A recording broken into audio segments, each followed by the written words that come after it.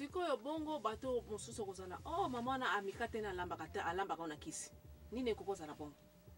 alamba ka mikate na kisi yango na kozala client ya to n'est-ce pas na banza émission moko tolobelaka yango ete bato mosusu bazali kosala mikate na balance pour faux comment aza kokosa bato akotia farine muke atie levure ebele mikate ne bimie munene pour mafuta ekoti na kati bato bazoleka bazosomba yango me bato akati basombelaka ye te parce que basili koyeba te mikate ne wana okosaka bato evimba minene me na kati eza yango badofolo mupepe ezali na kati sikre mpe ekoka te biloko ba bato akarte bakimikimi baza so kosombela yo te yo moto aliboso commerce no ekwei okoloba nini ke na kati baza contre succès na ngai na kati basali ngai kisi na ekende koluka siko banganga basokola ngai na botutu oyo biloko nde yango tozali kobenga malédiction biloko oyo nde moto na mokili soko comprendre ke ezali malédiction solution ekozala nini ser na ngai changer banzela na yo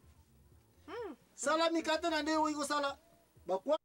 sa koloba te nazala bamvutema se na okoyeba te ke ezalaki kosenga osala changement ya nini ya position na bacomportement na yo okokende babanganga nganga akozwa yo akosise mbongo na yo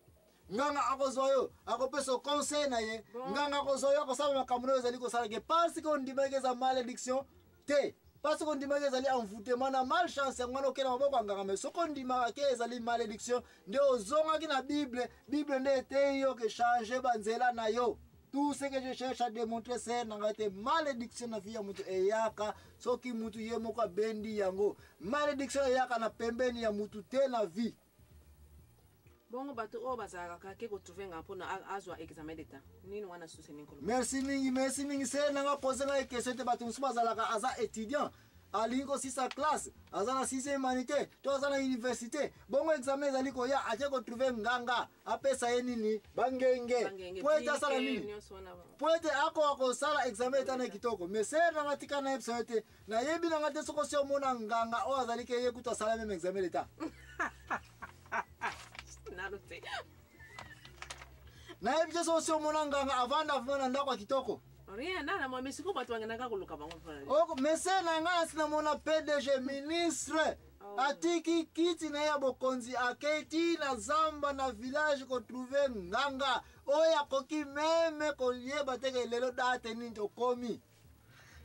nganga oyo akoyebisa ke le 30 février bongo zongo komona makambo ne komarche le 30 février na calendrier ezalaka te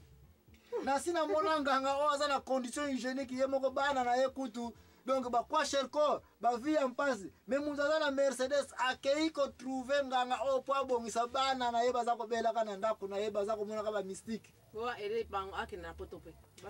nganga mosusu nasi nayoka deja bato baje kotrouve nganga po abongisa nzela akende na poto nganga ngo ye moko avion ya pamba nano amata te ayebi kutu bavisa na bapasseport ndenge basalaka yango te me mutu aje kotrouve nganga oyo abongisele bamakambo po avoyage na mpoto nini so oyebi na nganga mama yele nini mayele suto lobeli yango nasi namona mutu abebisa matrice na banzela bikobo ya ndenge na ndenge aje kotrouve na nganga abotisa ye nganga oyo ayebi kutu te basi kaka pe munda mona bakenda mibali nani namona te bakenda koluka ko nalo mona mibali bakenda ngati baba mpona bote nesi basi kaka bakenda et puis basa ngota bakenda kuna na lobaki yango avant tozwa repos ser nanga kobosana te force ya mutu puissance ya mutu na mokili ezali nini makanisi kaka ndenge yo mutu okozwa makanisi na ye ke soki nake mpe nganga oyo akobongisa ngai ndenge mpe makanisi na ye ekozala fwa na yo yango wana yango oza komona basi bazali akenda epai ya nganga mpo babongisa mabota na ye epui nganga yango suka ye kaka mutu akoma kobotisa ye lisusu pandake soki otali mwasi oyo akoka meme te ke ye na nganga oyo bakoka kosangana me likola kobanga paniki butu alali wana nganga alakisi makambo bakimpanganza ya biloko lokuta epuis andimi bakoko balobi sala boye epuis pesa ngai mwasi oyo mpe apesi ye abotisi ye mpe mais pourquoi parce que banganga oyo bayebaka na bango peut-être mobali oyo ya mama oyo peut-être aza kutu impuissant ou bien aza mpe stérile baza na ta wana te soki baza na ta ya kosalaka bamakambo na ndenge na bango basi ebele babota na banganga likolo yango na koluka bavutema elongwa bamalédiction elongwa me likambo tozali kolobela ya envoûtement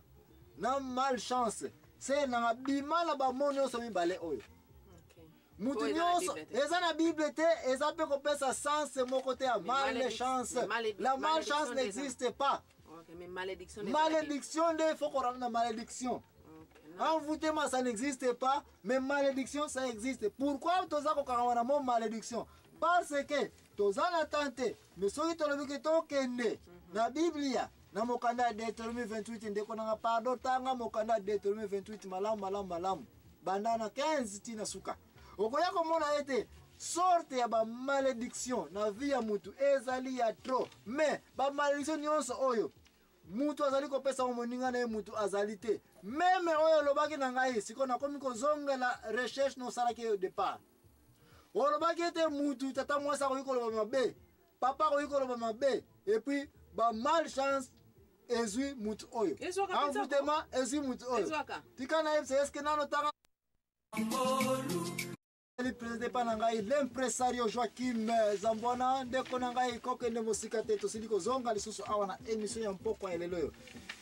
Ngai na mama Ani tozali ko développer sujet étalé vérité sur la malédiction. Malédiction to utaye ko banda na bao basili ko ya retard ko loba ete ba makambo ezali keza ko marcher te na via mutu qui est c'est vrai. Et puis na yeko yoka epa ya mama Ani selon ba recherche na culture na yete mama makambo ezali ko sala ete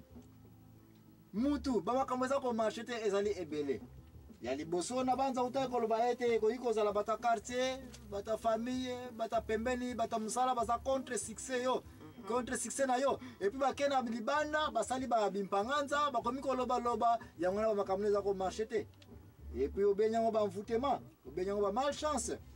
menga bakena libanda basali ba bimpanganza bakomi ko loba yango na makambo ezali ko marcher te et puis obenyango ba mvutema obenyango ba malchance. Menga ita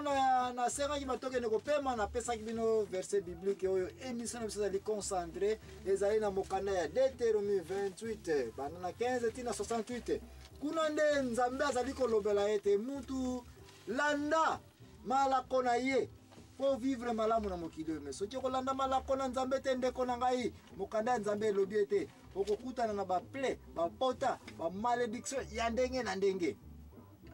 Na yebi suko loba ete mokili ezali ko confondre ba définition ya makambo.